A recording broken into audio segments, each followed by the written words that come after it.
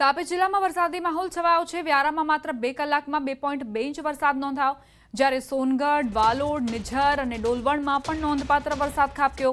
ઉકાઈ ડેમની સપાટી 335.16 ફૂટ પર પહોંચી છે। ડેમમાં 55,129 ક્યુસેક પાણીની આવક થઈ રહી છે, જ્યારે હાઇડ્રો મારફતે ડેમમાંથી 23,444 ક્યુસેક પાણીની જાવક કરાઈ રહી છે। ધોધમાર વરસાદથી ડાંગરના ખેડૂતોએ રાહતનો શ્વાસ લીધો છે। અમરેલી જિલ્લામાં સતત વરસાદી માહોલ। લાઠી અને લીલિયા તાલુકામાં સવારથી ધીમી ધારે વરસાદ ખાબક્યો। હવામાન વિભાગે કરેલી આગાહી અનુસાર લીલિયા અને લાઠી ગ્રામ્યમાં વરસાદ ખાબક્યો। લાઠીના દામનગર, તાજપર, રામપરા, કેરાળામાં વરસાદ, લીલિયાના લાંબા, કણકોટ, આંબા કણકોટ, નાના લીલિયા, સલડી, ગોઢાવદર સહિતના ગામડાઓમાં વરસાદ ખાબક્યો।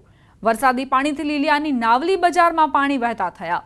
ધીમી ધારે વરસાદથી તલ, કપાસ, મગફળી, બાજરી વગેરે પાકોમાં મોટો ફાયદો થયો।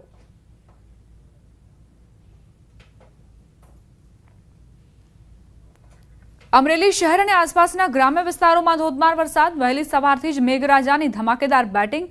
નદી નાળા છલકાયા। અમરેલીના રાજકમલ ચોક, માણેકપરા, ટાઉન હોલ વિસ્તારોમાં પાણી ભરાયા। શહેરમાં ઠેર ઠેર પાણી ભરાતા શહેરીજનો પરેશાન। અમરેલીના નાના ભંડારિયા ગામની સ્થાનિક નદીમાં પૂર। સ્થાનિકો સહિત વાહન ચાલકો અટવાઈ ગયા। નાના ભંડારિયા ગામની નદી જોખમી રીતે પાર કરતા વાહન ચાલકો અને ગ્રામજનો નજરે પડ્યા। બાઇક પણ ડૂબી જાય તેવી સ્થિતિમાં પાણીના પ્રવાહમાંથી બાઇક ચાલકો પસાર થવા મજબૂર। શાળાએ જતા બાળકોને પણ ગળાડૂબ પાણીમાંથી પસાર કરાવવા મજબૂર બન્યા। સ્થાનિકો પાણીમાંથી પસાર થતા વિદ્યાર્થીઓની આસપાસ રહીશો રહીને સુરક્ષા પૂરી પાડતા નજરે પડ્યા।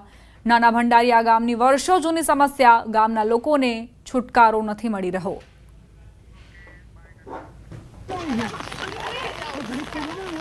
આ પાણી આવી ગયું અને 2-2.5 કલાક જેવું થયું છે અને હજી એવું લાગતું નથી કે ઉતરે। હજી કલાક 2 કલાક સુધી આ મુસાફરોને અને ગ્રામજનોને બધાને વિદ્યાર્થીઓને હેરાનગતિ છે અને આ તો અમારા જન્મ પહેલાંનું છે અને આ પ્રશ્ન વર્ષોથી છે, હજી હલ થયો નથી। અને જો વહેલી તકે સરકાર આમાં કંઈક ધ્યાન દોરી અને જો આ પ્રશ્નનો હલ કરે તો ગ્રામજનો અને આજુબાજુના બીજા જવાવાળા માણસોને થોડીક રાહત મળે। 2 દિવસના વિરામ બાદ અમરેલી જિલ્લામાં આજ સવારથી ફરી વરસાદ શરૂ થયો છે। અમરેલી જિલ્લાના અનેક એવા વિસ્તારો છે જ્યાં ધોધમાર વરસાદ પડી રહ્યો છે। ખાસ કરીને અમરેલી તાલુકો અને બગસરા તાલુકામાં સૌથી વધુ વરસાદ છે। અત્યારે આપ જોઈ રહ્યા છો એ અમરેલી તાલુકાના નાના ભંડારિયા ગામની સ્થાનિક નદી છે। આ નદીમાં પાણી આવી જવાના કારણે લગભગ 3 કલાકથી વાહન વ્યવહાર બંધ છે। નાના ભંડારિયા ગામના લોકો જીવના જોખમે આ નદી પાર કરતા હોય તેવા દ્રશ્યો પણ સામે આવ્યા છે અને આ સિવાય બગસરા તાલુકાના માવજીંજવા ગામમાં પણ આ પ્રકારની સ્થિતિ છે। સમગ્ર જિલ્લામાં વરસાદી માહોલ યથાવત છે અને હજુ પણ વરસાદ આવે તેવી હવામાન નિષ્ણાંતો અને હવામાન વિભાગની આગાહી છે। રાજન ગઢિયા, ન્યૂઝ 18 ગુજરાતી, અમરેલી। હવે આગળ વધીએ। વાત મહીસાગરની કરવી છે। રાજ્યના 3જા નંબરના મહીસાગરના કડાણા ડેમમાં નવા નીરની આવક થતાં 6 ગેટ ખોલવામાં આવ્યા। ડેમના 6 ગેટ 4 ફૂટ સુધી ખોલીને 39,600 ક્યુસેક પાણી મહી નદીમાં છોડવામાં આવ્યું। ઉપરવાસમાં પડી રહેલા અતિ ભારે વરસાદના કારણે ડેમના જળ સપાટીમાં વધારો થઈ રહ્યો છે। ડેમમાંથી 60,000 ક્યુસેક પાણી મહી નદીમાં છોડવામાં આવ્યું। હાઇડ્રો પાવર મારફતે 20,400 ક્યુસેક, જ્યારે ગેટ મારફતે 39,600 ક્યુસેક પાણી છોડવામાં આવ્યું। ડેમનું રૂલ લેવલ મેન્ટેન કરવા માટે 6 ગેટ દ્વારા 39,600 ક્યુસેક પાણી છોડાયું। કડાણા ડેમ દ્વારા પાણી છોડાતા મહી નદી કાંઠા વિસ્તારના ગામોને એલર્ટ રહેવાની સૂચના અપાઈ છે। નીચાણવાળા વિસ્તારો તેમજ ડુબક પુલ ઉપર પૂરતો પોલીસ બંદોબસ્ત ગોઠવવામાં આવ્યો છે। કડાણા ડેમ દ્વારા મહી નદીમાં પાણી છોડાતા મહી નદી 2 કાંઠે વહેતી થઈ છે।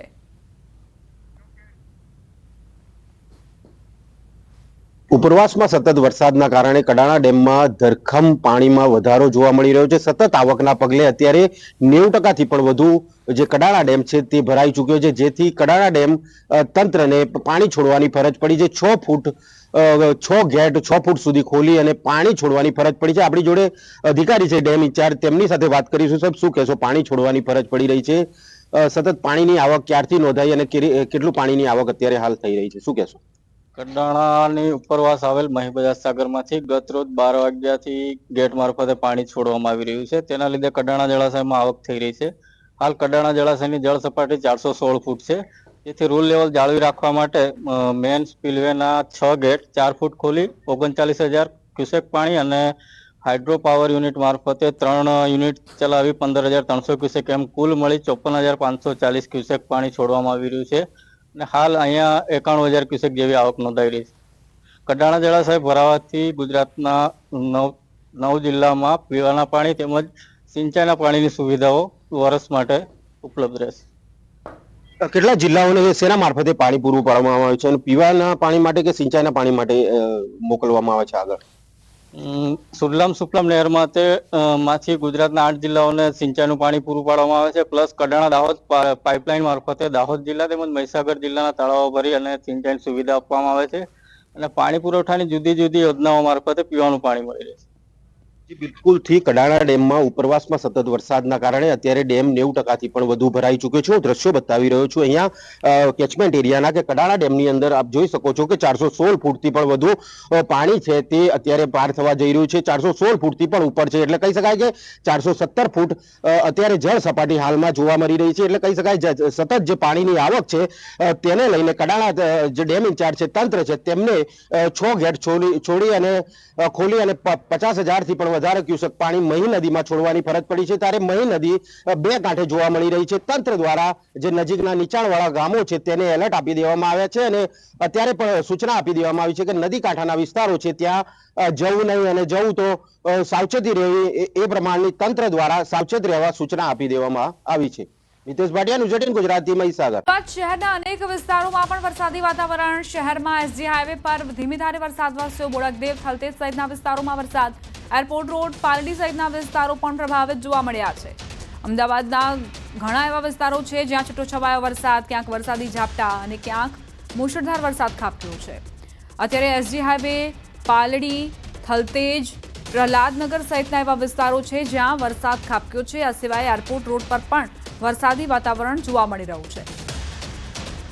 અમદાવાદીઓને ગરમીથી અને બફારાથી રાહત જરૂરથી મળી છે આ વરસાદના કારણે. કારણ કે જ્યારે છૂટાછવાયા વરસાદી ઝાપટા નોંધાય છે તે દરમિયાન ઠંડકનો અહેસાસ થાય છે અને ત્યારબાદ તેઓ બફારાનો અનુભવ કરતા હોય છે. વરસાદ સતત વરસે તેવી રાહ હજુ પણ અમદાવાદીઓ જોઈ રહ્યા છે. કારણ કે આ પહેલા જ્યારે વરસાદ ખાબક્યો હતો જૂન જુલાઈ દરમિયાન, ત્યારે સારો એવો વરસાદ થતા ઠંડકનો અહેસાસ લોકોને થતો હતો, પરંતુ ત્યારબાદ લાંબો વિરામ મેઘરાજા લઈ લીધો અને હવે મેઘરાજા ફરી એક વખત અમદાવાદમાં જ્યારે આવ્યા છે તો ઘણા વિસ્તારોમાં છૂટાછવાયો વરસાદ વરસ્યો છે. પવનની ગતિ પણ તીવ્ર રહી છે, જેના કારણે બફારાથી પણ લોકોને રાહત મળી છે. બોડકદેવ વિસ્તારમાં પણ વરસાદી માહોલ જોવા મળી રહ્યો છે. બની શકે કે સાંજના સમયે લોકોને ટ્રાફિક જામની સ્થિતિનો અનુભવ થાય, કારણ કે જો સતત આ જ રીતે મેઘરાજા વરસતા રહે તો અમદાવાદના હાલ બેહાલ થઈ જતા હોય છે. સહિત રાજ્યભરમાં 24 થી 26 સુધી ભારે વરસાદની આગાહી હવામાન વિભાગે કરી છે અને તેના પગલે સવારથી અમદાવાદમાં ઉકળાટભર્યું વાતાવરણ હતું, પરંતુ બપોર બાદ એકાએક જે છે તે વાતાવરણમાં જે પલટો જોવા મળ્યો છે અને વાતાવરણ જે છે તે વરસાદી વાતાવરણ જોવા મળ્યું છે અને એકાએક ધોધમાર વરસાદ અમદાવાદના પશ્ચિમ વિસ્તારમાં જોવા મળી રહ્યો છે. ખાસ કરીને જીવરાજ પાર્ક વિસ્તાર હોય કે એસજી હાઈવે વિસ્તાર હોય, પાલડી વિસ્તાર, ધરણીધર વિસ્તાર અને વેજલપુર વિસ્તાર સહિતના વિસ્તારોમાં ધોધમાર વરસાદ જે છે તે શરૂ થયો છે અને આ ધોધમાર વરસાદના કારણે વરસાદી વાતાવરણ જે છે તે આહલાદક બન્યું છે અને જે પ્રકારે વરસાદ વરસી રહ્યો છે અને તેને લઈને વાતાવરણમાં જે છે તે ઠંડક જોવા મળી રહી છે. કેમેરામેન હરીશ શર્મા સાથે સંજય ટાંક, ન્યૂઝ 18 ગુજરાતી, અમદાવાદ.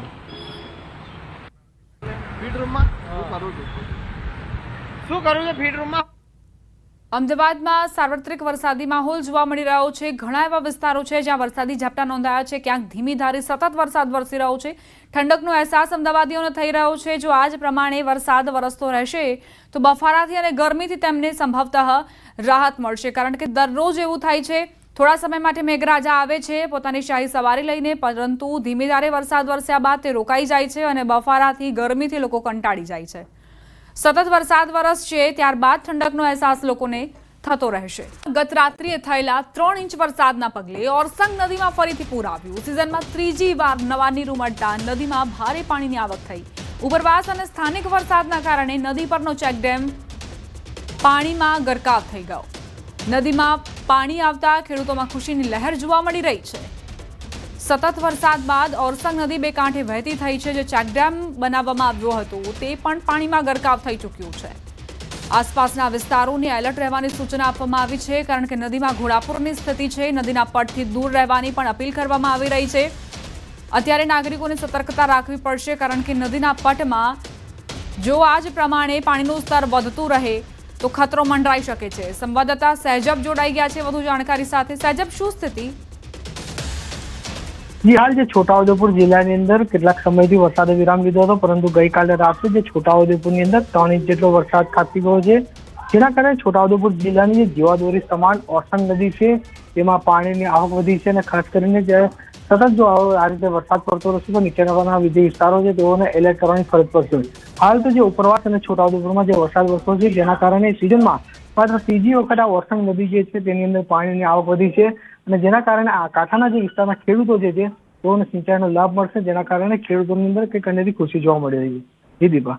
આભાર સહેજબ જાણકારી આપવા માટે.